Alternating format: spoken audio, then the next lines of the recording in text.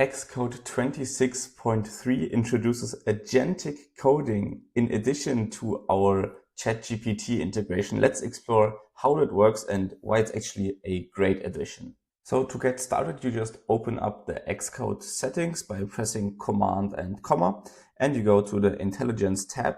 In here, this tab isn't new. This already existed in Xcode 26.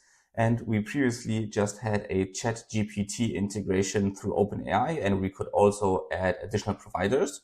But now, as you can already see, we have agents in Xcode, and we also have the model context protocol.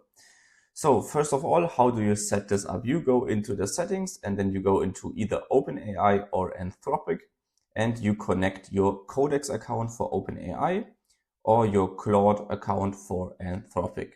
I have connected my Codex account for this example. You can also add other providers here, either locally hosted or internet hosted, but I won't go into detail regarding that. You'll have to allow agents to use integrated internet access tools, so searching, reading, and fetching content from the internet. So basically the agent can then look stuff up on the internet. And you can also allow them to run bash commands without asking. If you turn this off, like I have, you will have to confirm bash commands before they get run. This is definitely the safer option. And then lastly, you can turn on Xcode tools for MCP. So that basically means that Xcode spins up its own MCP, Model Context Protocol server.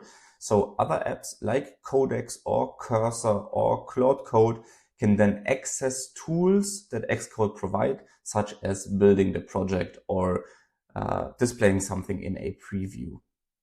I have enabled this, but it's not necessary to use this agentic coding workflow that I'm presenting you.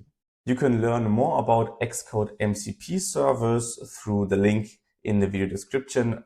They have a new developer article called Giving Agentic Coding Tools Access to Xcode. So what does agentic coding inside Xcode actually means? So agentic coding means that it can now access tools such as web search, file search, documentation search, creating new files, editing multiple files at once, not just the one you currently have open, looking at the preview to verify the generated code, building the project, and iterating on the task using to-do lists. So you can use this feature, so you can use agentic coding to implement new features in your app, to fix bugs, or to just refactor your code. Basically anything you'd usually do by yourself, you can now do through agentic coding. And of course, having an agent with access to tools like the ones I mentioned before is much more reliable than the previous version that just was a ping pong between your Xcode project and ChatGPT that just generated some code. Now this can actually get verified, the project can be built, and this is much more reliable now. All right, so let's try this out live in Xcode. I have selected Codex here in the little dropdown because that's the agentic mode. Both of these other options would just be a regular ChatGPT session. So let me quickly type up a prompt here. So for this timer screen, I know that I have a clean mode view and a regular timer view, and both of these are just computed variables inside of timer screen. They are pretty long, so I would like to factor them out into their own types and their own files. So let me quickly type that out, and then we can have a look at how this conversation goes. So I just said, have a look at timerscreen.swift. It has two computed view properties, clean mode view and regular timer view. Extract these into their own view structs in separate files. So a pretty simple task, but this does require the use of tools such as creating new files and reading this file. So first of all, the model always starts by thinking about what their first step should be. So they're now using an Xcode tool to read the timerscreen.swift file. And now it's thinking about the next step. So it's planning the view extraction with bindings and environment. So that's very interesting. So as you can see right now, we just have this if statement here, and then we have our two computed properties below, our regular timer view, that's 155 to around about 278, so about 120 lines of code. So this should definitely get refactored.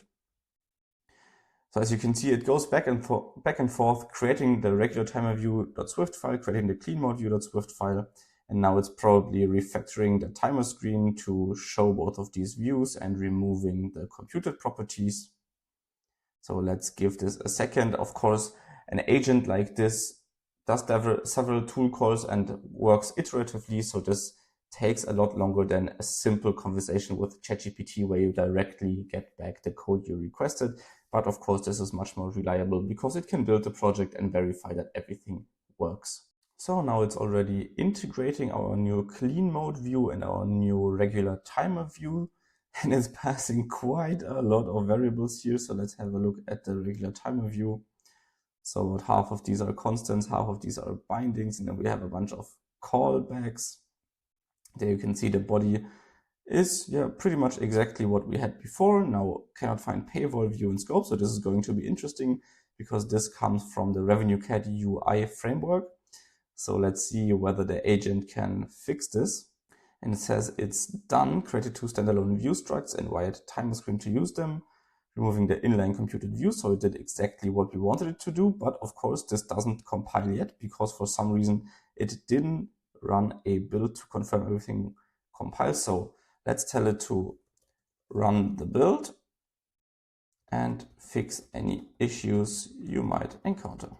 So let's see, it's now building the project, and this project is rather huge with Firebase as a dependency. This usually takes a few seconds to build, especially while I'm recording, and it actually failed. So that's great. This is exactly what we wanted to happen. It's trying to locate the paywall view. So let's see, and it's verifying that paywall view is from RevenueCAD UI. So they're now importing RevenueCAD UI. That looks great. And it's now building the project again to verify that this fixed the issue. The build succeeded, and we can track all of that in our conversation history here. Now it's saying it added a missing RevenueCAD UI import to resolve paywall view, then rebuilt successfully. It changed this one file, build status is success. It could even run the app to verify the paywall flow. I don't think it can actually do that, but this was just a basic example of how this agentic coding now works in Xcode 26.3. If you have any questions regarding this, please leave a comment down below.